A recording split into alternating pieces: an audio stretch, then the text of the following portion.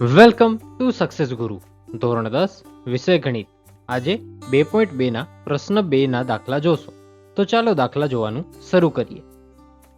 આજે જે આપણે દાખલા ગણશું તે દાખલા જુલાઈ 2023માં બોર્ડની એક્ઝામમાં પૂછાયેલા છે, માટે ઇમ્પોર્ટન્ટ રહેશે.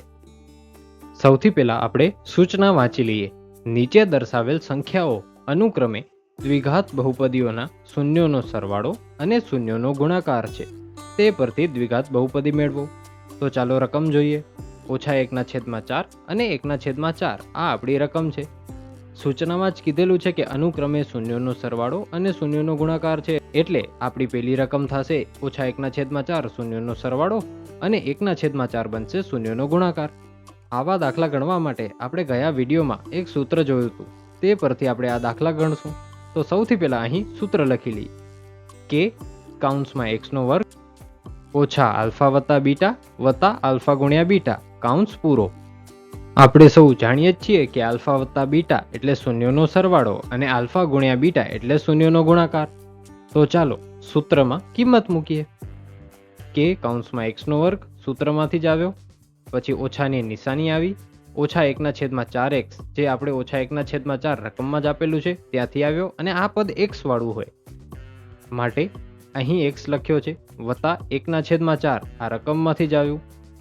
હવે આવા દાખલામાં છેદ સરખા કરવા પડે, પણ અહીં આ બે પદના તો છેદ સરખા જ છે, માટે આનો છેદ સરખો કરવો પડશે. આનો છેદ સરખો કરવા માટે અંશ અને છેદમાં 4 વડે ગુણવું પડશે. એ આપણે જાણીએ જ છીએ, તો ચાલો ગુણી નાખીએ. એ ગુણ્યા પછી આપણે પદ મળશે કે કૌંસમાં 4x નો વર્ગ વત્તા x. વત્તા x કેવી રીતે થઈ ગયો? તો કે માઇનસ માઇનસ પ્લસ થઈ જાય, એટલે અહીં નિશાની વત્તાની, વત્તા x વત્તા 1 જે અહીં જતો છેદમાં 4. હવે કે ને આપણે 0 સિવાય કાંઈ પણ ધારી શકીએ, તો આપણે 4 ધારી કે ને અને 4 ને ઉડાડી દઈએ, જેથી આપણે સીધું સમીકરણ મળી જાય. કે ને 4 ધારતા આપણે આ 4 અને કે નો 4 ઉડી જશે, માટે આપણે જવાબ મળશે 4x નો વર્ગ વત્તા x વત્તા 1. આ આપણો જવાબ થશે. હવે બીજો દાખલો જોઈએ.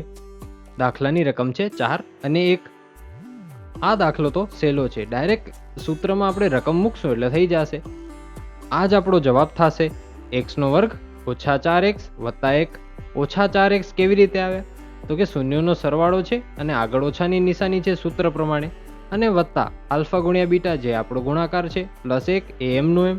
હા, તમે આ સૂત્રમાં મૂકીને પણ કરી શકો. પછી કે ને 1 ધારો. હવે 1 વડે તમે આને ગુણો તો જવાબ સંખ્યા પોતે જ રહે, માટે આપણો આ જ જવાબ થઈ જશે. Thanks for watching. જો તમને દાખલો સમજાઈ ગયો હોય તો વિડીયોને લાઈક કરજો, અને આવા જ એજ્યુકેશનલ કોન્ટેન્ટ માટે ચેનલને સબસ્ક્રાઈબ કરજો.